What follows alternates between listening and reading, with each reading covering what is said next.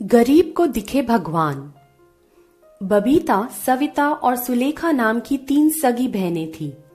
इन तीनों का विवाह हो चुका था, जिसमें बबीता का विवाह एक मध्यम परिवार में रमन के साथ हुआ था और सविता का विवाह अमीर विवेक के साथ हुआ था, जबकि सुलेखा का विवाह गरीब सतीश के साथ हुआ था।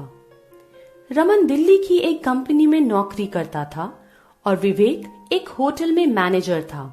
उसमें बहुत से लोग काम करते थे, जबकि सतीश एक आइसक्रीम ठेला लगाया करता था। वह घूम घूम आइसक्रीम बेचा करता था और स्कूल के पास ही आइसक्रीम बेचता था। सतीश स्वभाव से नरम था और वह लोगों से विनम्र होकर बातें किया करता था। उसकी विनम्रता की सभी लोग सराहना किया करते थे। लोग कहते थे कि विनम्रता क्या होती है, वह सतीश से सीखें। वह बड़ों को प्रणाम और छोटों के साथ प्रेम पूर्वक व्यवहार किया करता था। एक दिन सतीश आइसक्रीम बेच रहा था। गर्मी का समय था। वह चक्कर खाकर सड़क पर गिर गया तो कुछ लोग उसे उठाकर घर पहुंचाते हैं। कौन है? दरवाजा खोलने पर देखती है, हे भगवान, इन्हें क्या हुआ है? इन्हें ज्यादा धूप लग जाने या कमजोरी के कारण चक्कर आ गया था। इन्हें पानी पिलाएं और डॉक्टर से दवा दिलवा दीजिएगा। आप लोगों का बहुत बहुत धन्यवाद भाइयों, जो आपने एक गरीब की मदद की। कोई बात नहीं बहन, आप इनका ध्यान रखें। ये कहकर वे लोग चले जाते हैं। फिर वह सतीश की सेवा करने लग जाती है, लेकिन सतीश को काफी कमजोरी हो जाती है, जिस कारण वह ठीक से उठकर चल नहीं पाता और अपनी ठेली आइसक्रीम नहीं लगा पाता। धीरे धीरे उसकी आर्थिक स्थिति खराब हो जाती है और उसके घर में खाने के लिए कुछ नहीं रहता। सुलेखा अपने पड़ोस में रहने वालों से कुछ मदद पाने के लिए जाती है। वह अपने पड़ोसी के घर जाकर उन्हें कहती है, दीदी, कोई घर में है क्या? कौन है? फिर वह आकर देखती है कि उसकी पड़ोसन सुलेखा दरवाजे पर खड़ी है। हाँ सुलेखा, बोलो, क्या बात है? फिर सुलेखा अपनी गरीबी की कहानी सुनाती है। उसकी पड़ोसन कहती है, सुलेखा, अभी तो हम तुम्हारी कोई मदद नहीं कर सकते हैं। हमारी भी स्थिति कुछ ठीक नहीं है। इसी तरह वह और पड़ोसियों के घर जाती है और उसे सभी जगह से ना ही मिलती है। कोई भी उसकी मदद करने को तैयार नहीं होता।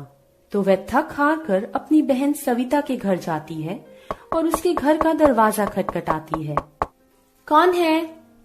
और दरवाजा खोलती है तो वह देखती है कि उसकी बहन खड़ी होती है। वह बोलती है, आओ बहन, आओ, अंदर आओ, बैठो, बताओ कैसे आना हुआ? बहन, मैं तुम्हारे पास मदद मांगने आई हूँ।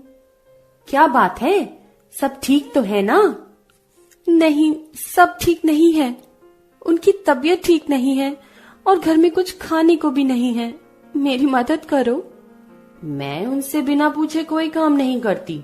पहले उनसे पूछूंगी, तभी तुम्हारे लिए कुछ कर पाऊंगी। ठीक है, तो उनसे पूछ लो। फिर सविता अपने पति को फोन करके इस बारे में बताती है, तो उसका पति फोन पर मदद करने के लिए मना कर देता है और कहता है, सविता, तुम कोई बहाना बना दो। अगर तुमने एक बार अपनी बहन की मदद कर दी तो वह बार बार मदद मांगेगी। फोन पर बात तो हो गई, लेकिन अभी वो कह रहे हैं कि हमारे पास तो अभी पैसे नहीं हैं। जब आ जाएंगे तो तुम्हें बुला लेंगे। ये कहकर सविता सुलेखा को जाने को कह देती है। फिर मन ही मन वह सोचती है, क्यों ना मैं अपनी दूसरी बहन के पास मदद मांगू, शायद वह मेरी कोई मदद कर सके। फिर वह अपनी दूसरी बहन बबीता के पास जाती है। अरे बहन, तुम आओ आओ, घर में आओ, तुम्हारा स्वागत है। आज बहुत दिनों बाद मेरी याद कैसे आई? मैं तुमसे कुछ मदद मांगने आई हूँ। उनकी तबीयत ठीक नहीं है। बहुत दिन हो गए हैं और काम पर भी नहीं गए हैं। अच्छा, लेकिन मैं तुम्हारी क्या मदद कर सकती हूँ? तुम तो जानती हो हमारी भी स्थिति तुमसे छुपी नहीं है। हम तुम्हारी कोई मदद नहीं कर सकते।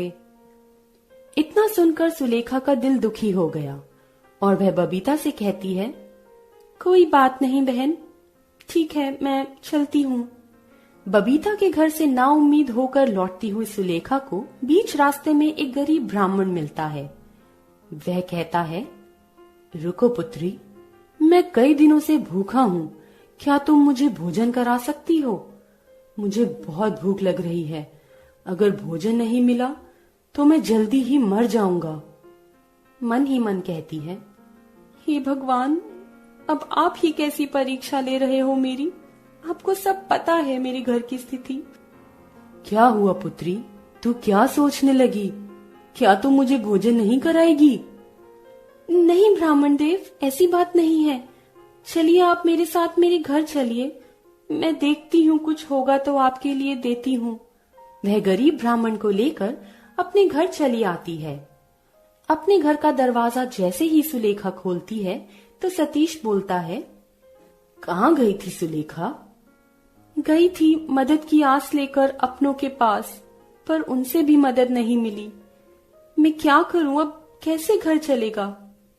ब्राह्मण को साथ में देख सतीश पूछता है, ये ब्राह्मण देव कौन है? ये ब्राह्मण देव मेरे साथ आए हैं। सुलेखा ब्राह्मण देव को बिठाकर सतीश से कानों में सारी बात बता देती है। भगवान पर विश्वास रखो मेरी प्रिय, ईश्वर हमारी मदद करेगा। कुछ खाने को हो तो इन्हें दे दो, आगे प्रभु की जो इच्छा हो। फिर वे अपने हिस्से का खाना उस गरीब ब्राह्मण को दे देते हैं, जिसे खाने के बाद वह ब्राह्मण तृप्त हो जाते हैं और उन दोनों को कहते हैं, हे मानवता के स्वरूप, आप लोग भूखे हैं, फिर भी आपने अपने हिस्से का भोजन मुझे प्रदान किया। तुम दोनों महान हो। जाओ, मैं तुम्हें आशीर्वाद देता हूँ। तुम्हारे घर में कभी भी कोई कमी नहीं पहुंचेगी। मैं तुम्हें एक पात्र प्रदान करता हूँ जो हमेशा भरा रहेगा। जो तुम इससे मांगोगे वह तुम्हारी इच्छा पूरी करेगा। इससे तुम अपनी तथा जरूरतमंद की मदद कर सकोगे। कभी लालच करके इसका दुरुपयोग नहीं करना। यह कहकर वे गरीब ब्राह्मण एक देव के रूप में प्रकट होते हैं और उन्हें आशीर्वाद देकर अदृश्य हो जाते हैं। यह सब देख दोनों बहुत खुश होते हैं। उस पात्र की सच्चाई को जानने के लिए सुलेखा पहले घर का सामान आदि प्रकट करने की इच्छा प्रकट करती है। कुछ ही देर में वह पात्र घर का सारा सामान प्रकट कर देता है। फिर वह वस्त्र, धन आदि की इच्छा प्रकट करती है, जो शीघ्र ही पूरी हो जाती है। यह सब देख दोनों बहुत खुश होते हैं और अपने घर के मंदिर में जाकर भगवान को धन्यवाद कहते हैं। फिर सतीश भी कुछ दिनों में ठीक हो जाता है और वह अपने काम पर जाने लगता है और उसे रास्ते में कोई भी जरूरतमंद दिखता वह उसकी मदद जरूर करता। अब सुलेखा और सतीश का जीवन बहुत सुख में चल रहा था। जो भी जरूरतमंद होता है वह उनके द्वार आता तो कभी भी खाली हाथ नहीं लौटता। Please subscribe this channel.